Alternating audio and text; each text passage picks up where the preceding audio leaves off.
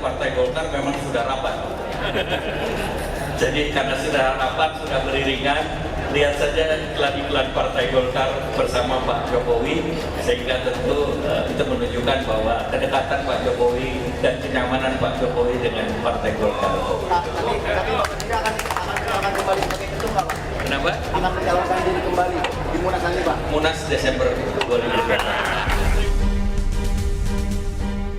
Isu yang kian kencang berhembus, yakni tidak hanya kabar akan bergabungnya Presiden Joko Widodo ke Partai Golkar, tapi juga Jokowi digadang-gadang akan dicalonkan menjadi ketua umum partai berlambang pohon beringin. Namun sejumlah tokoh, bahkan pengurus di internal Partai Golkar, kembali mengingatkan bahwa syarat-syarat untuk menjadi ketua umum partai yang identik dengan warna kuning itu sangatlah ketat. Omon-omon nih mengenai Pak Lurah ingin bergabung ke Partai Kuning dan menjadi ketum Golkar, ramai guys. Dibahas di mana-mana.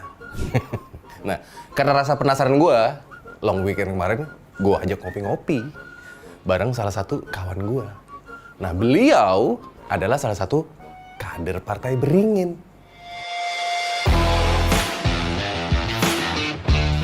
Pada pileg kali ini, Partai Golkar emang menorehkan guys prestasi yang gemilang dan meraih suara yang signifikan. Tapi ada dugaan nih, ini dugaan ya, bahwa Partai Kuning itu sengaja dipersiapkan menjadi lebih besar dan kuat untuk menyambut kedatangan Pak Lurah, sebagai ketua umum baru. Namun, menurut kawan gua, internal Golkar menganggap, sebagian besar keberhasilan sekarang ini nih, Partai Golkar, didasarkan pada kemahiran guys dan kerja keras mesin partai, yaitu para caleg dan tokoh-tokoh partai yang memang tempur berjuang di lapangan. Nah, Golkar dengan reputasinya nih sebagai partai yang terbuka dan memiliki kolektivitas yang tinggi, emang dikenal karena kepiawaiannya guys dalam membaca kebutuhan daerah nih, terus memetakan lawan-lawan politiknya dan mengelola dana partai dengan efisien. Dengan kemampuan ulung dalam membaca kebutuhan nih, memetakan lawan-lawan politiknya, serta dukungan dana yang berlimpah, ya hasilnya ya seperti sekarang. Gitu menurut kawan gue. Bahkan ada kemungkinan Golkar unggul guys dalam perolehan kursi nih dibanding PDI Perjuangan. Peluang mendudukan kadernya menjadi ketua DPR ini peluangnya sangat besar. Nah, jadi kemampuan adaptasi dan kecerdikan dalam menghadapi perubahan politik ini merupakan aset Golkar yang sebenarnya.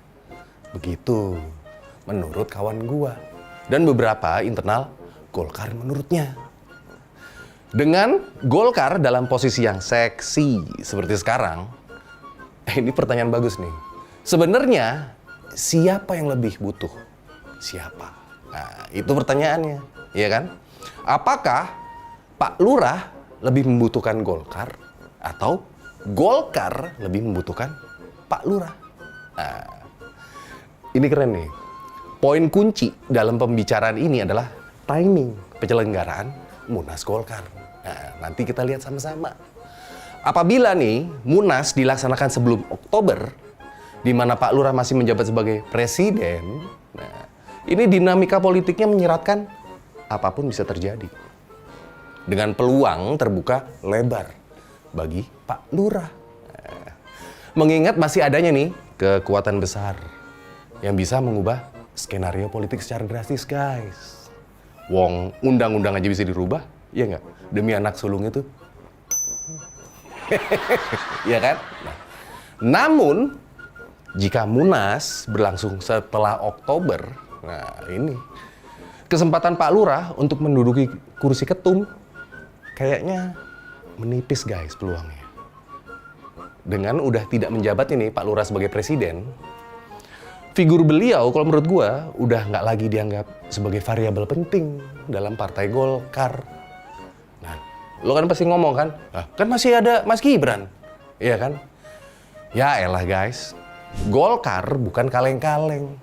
Mereka ya lebih baik apa? Merapat ke presiden. Misalnya kalau udah disyahin KPU nih, presidennya Prabowo, ya mereka akan merapat ke situ daripada ke wapresnya, woi, ya kan? Nah, ini ya, misalnya nih, transisi yang bukan kader internal terus langsung menuju ketua umum tanpa melalui proses kaderisasi yang panjang, itu belum pernah terjadi guys dalam sejarah Golkar. Nah, partai dengan tradisi khas ini nih, ini terlalu spesifik nih, mempunyai dinamika internal yang unik guys Golkar. Karena di internal mereka ada beberapa faksi. Dan jangan lupa, pendekar politiknya di dalam sana tuh memiliki peranan penting dalam penentuan kebijakan dan pemilihan pemimpin partainya. Nih dalam konteks ini misalnya merubah ADART partai dalam Munas nih, ya. Merubah ADART partai dalam Munas sebelum pemilihan ketum ya. Dengan persetujuan mayoritas pemilik suara, bisa menjadi salah satu cara misalnya nih untuk memuluskan jalan bagi Pak Lurah. Tapi lo harus ingat, ini akan menjadi langkah apa? Yang kontroversial. Sekarang gue mau nanya sama lo, apa untungnya nih bagi Golkar jika Munas digelar bulan Desember 2024 dengan Pak Lurah sebagai langsung ketumnya? Nah, coba deh, jika Golkar ingin merapat di dalam kekuasaan, ya mereka cenderung mendekati figur seperti Prabowo Subianto dong. Iya kan? Ketimbang merapat ke Jokowi yang pada bulan Desember nanti masa jabatan presidennya udah akhir selesai. Nah, ini yang menggarisbawahi pentingnya kendaraan politik bagi Pak Lurah.